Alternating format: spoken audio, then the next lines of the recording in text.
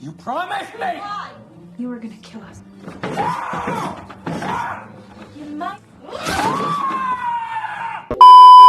Halo Sobat Movie, gimana kabar kalian? Semoga kalian dalam keadaan baik-baik saja ya. Kembali lagi bersama saya di channel Ranjang Movie. Jadi di video kali ini saya akan membahas sebuah film dengan judul Even Lambs Have Teeth yang rilis pada tahun 2015. Film ini bercerita tentang dua orang gadis yang hendak melakukan tugas penelitian perkuliahannya. Namun mereka diculik dan dijadikan seorang pelacur. Mereka telah kehilangan kehormatan sebagai perempuan dan mereka berhasil lolos. Kemudian membalaskan dendamnya dengan membunuh para pelaku. Tapi sebelum saya melanjutkan pembahasan pada film ini, saya kembali ingatkan bahwa dalam video ini merupakan full spoiler. Jadi buat kalian yang belum menonton filmnya, saya sangat sarankan untuk menonton filmnya terlebih dahulu secara utuh. Jika kalian sudah menonton filmnya lalu belum paham atau mengerti dan butuh penjelasan lebih lanjut, barulah kalian bisa menonton video ini. Baiklah, kita mulai.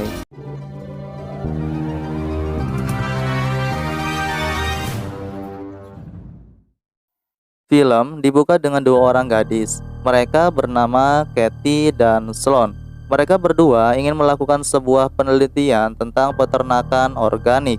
Kemudian ibu dari Katie berencana ingin meminta bantuan kepada adiknya yang berprofesi sebagai agen FBI untuk menjaga anaknya. Kemudian tidak lama dari itu, paman dari Katie datang untuk menjemput mereka. Ia bernama Jay. Di sepanjang jalan, Jay berpesan kepada mereka untuk menjaga diri sebab dunia luar sangat berbahaya untuk para gadis, dan Jay memberikan sebuah kode jika ingin menghubunginya supaya Jay tahu bahwa mereka selalu baik-baik saja. Kemudian di sini Jay mengantarkan mereka berdua ke tempat pemberhentian bus. Katie dan Sloan menunggu bus itu di suatu kafe. Tidak lama dari itu datang dua orang laki-laki. Mereka bernama Lucas dan Jade. Mereka menanyakan tujuan dari para gadis itu dan menawarkan tumpangan. Awalnya di sini Katie menolak, namun Sloan yang terus membujuk Katie, akhirnya mereka terima tawaran itu.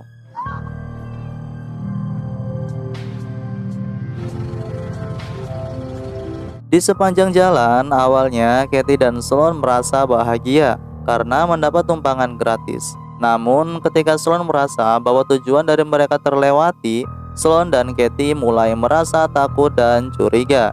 Yang ternyata mereka berdua dibawa ke suatu rumah. Di sini Katie dan Sloan meminta Jade dan Lucas membawanya kembali ke tempat semula. Namun Jade dan Lucas ingin dia masuk terlebih dahulu menemui ibunya. Dan tidak lama dari itu, ibu dari Jade dan Lucas keluar. Ia meminta Katie dan Sloan untuk masuk terlebih dahulu.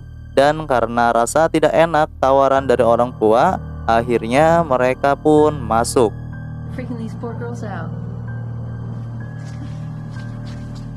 Mereka dipersilahkan duduk oleh sang ibu dan disuguhkan beberapa kue dan minuman. Awalnya mereka senang dengan sikap sang ibu. Namun ketika mereka baru selesai memakan beberapa kue dan minuman, Jade dan Lucas datang. Ternyata di dalam makanan dan minuman itu tersimpan obat untuk membius mereka. Sloan yang merasakan efek dari bius itu langsung mengajak Katie lari dan pergi. Sang ibu yang melihat hal itu meminta kedua anaknya untuk mengejarnya.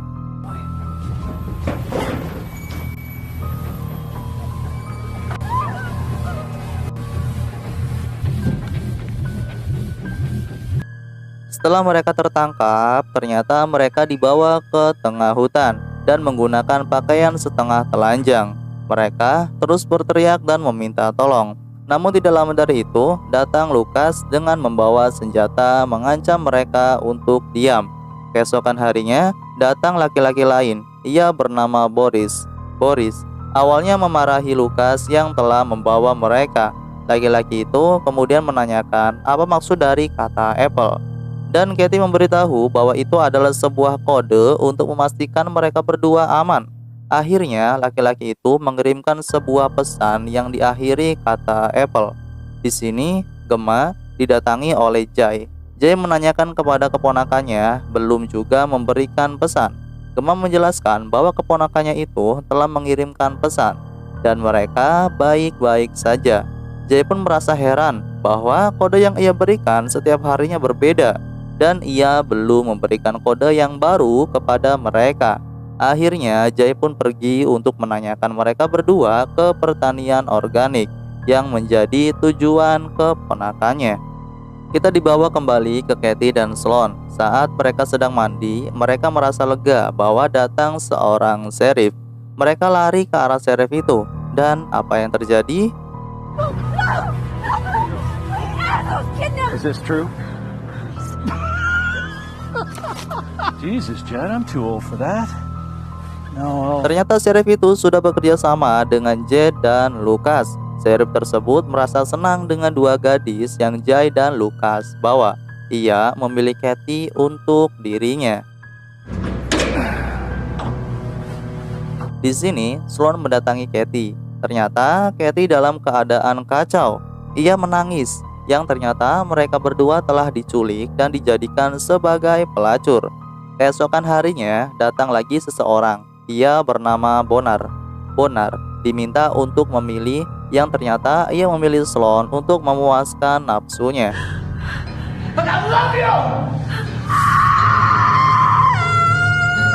Gemma yang hendak bersiap-siap pergi dengan Jay, tiba-tiba Jay membatalkan rencana itu sebab dua keponakannya tidak ada di peternakan yang mereka tuju.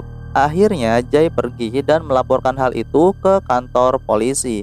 Kita dibawa kembali ke hutan. Jed dan Lucas yang sedang berjaga, ia mendengar suara seperti serigala dan mereka langsung menutupi kepala Kathy dan Sloan dengan kain hitam. Dan tiba-tiba datang laki-laki yang menggunakan topeng babi. Ternyata ia adalah pelanggan setia dan paling disegani dalam bisnis mereka. Ia mencoba memilih dan ternyata ia memilih Sloan.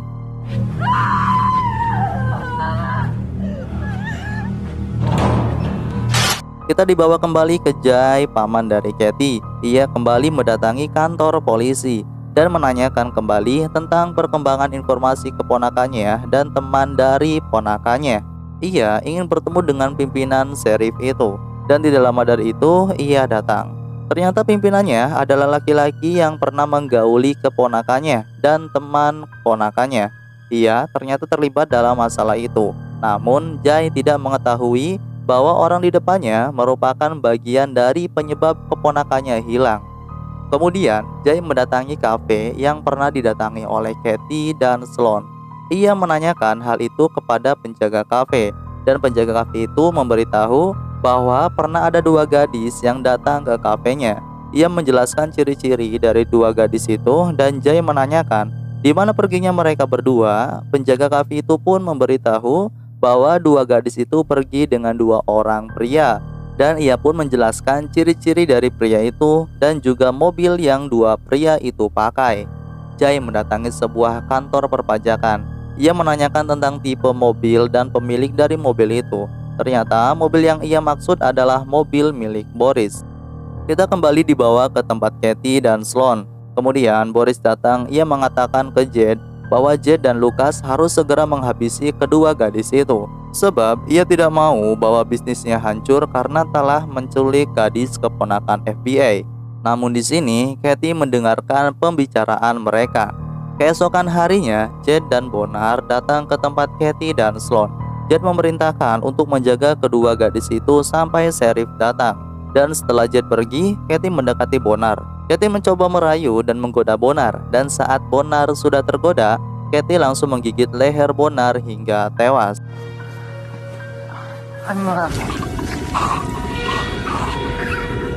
Tidak lama dari itu, sheriff datang ke tempat Kathy dan Sloan, yang ternyata mereka sudah pergi. Dan saat sheriff berbalik, ternyata mobilnya telah dibawa oleh Kathy dan Sloan.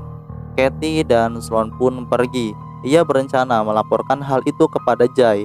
Namun saat mereka melihat dua gadis yang sedang berjalan, ia teringat nasib mereka dulu. Mereka takut akan terjadi korban lagi selain mereka. Dan akhirnya mereka berdua berbalik arah. Di sini Kathy dan Sloan pergi ke toko material. Mereka membeli alat-alat berat yang begitu banyak. Dan setelah ia sudah mendapatkan begitu banyak alat berat, ia menanyakan kepada kasir apakah ia mengenal laki-laki yang bernama Boris. Kemudian di sini Boris pulang ke rumahnya.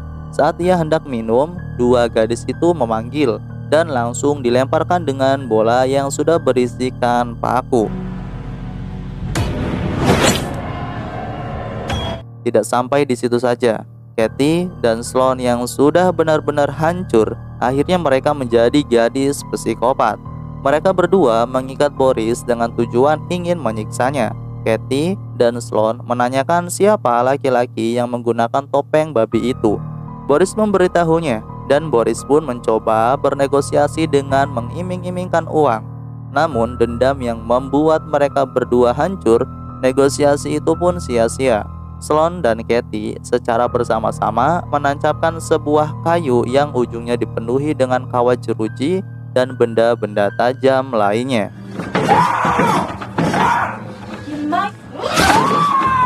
Jay yang sudah mendapatkan alamat Boris dari dua nenek kembar itu, ia langsung menemui rumah Boris.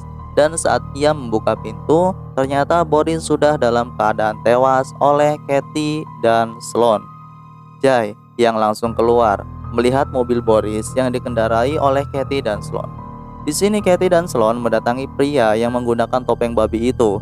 Dan saat tempat itu tutup, Sloan masuk dengan membawa tongkat baseball.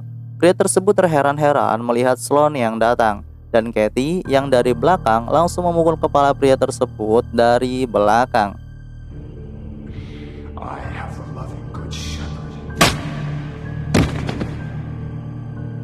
Kemudian Jay mendatangi sheriff kembali.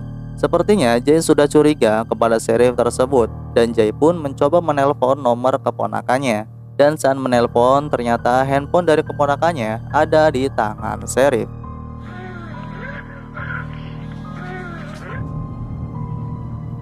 Kemudian kita dibawa kembali ke Katie dan Sloan.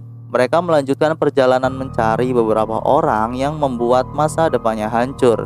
Dan di tengah perjalanan mereka berhenti. Ternyata pria yang menggunakan topeng babi itu diseret dengan menggunakan mobil.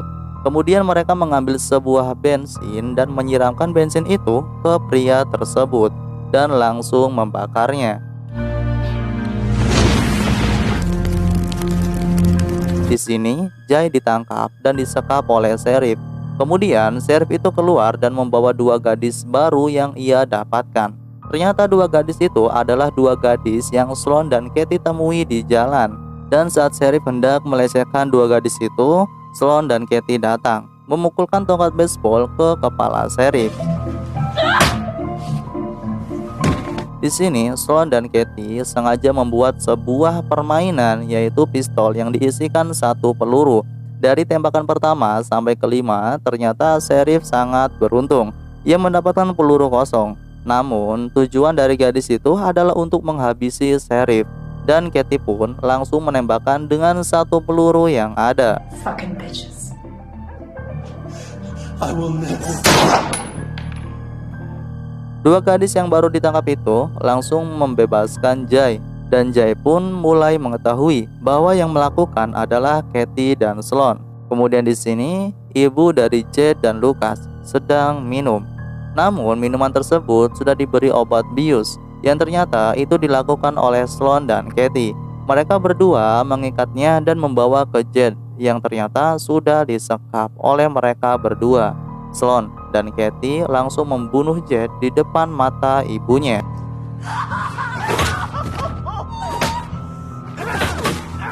Setelah itu, mereka berdua membawa ibu dari Jade menemui anaknya yang lain, yaitu Lucas. Ternyata Lucas pun sudah ditangkap oleh Sloan dan Katie. Mereka membebaskan Lucas dan diminta untuk membunuh ibunya sendiri. Namun Lucas menolaknya. Dan tidak lama dari itu, Sloan langsung menembakkan pistol ke arah kepala Lucas. Seketika Lucas meninggal dan Katie mengambil mesin pemotong rumput dan diarahkan ke ibu dari dua pria itu.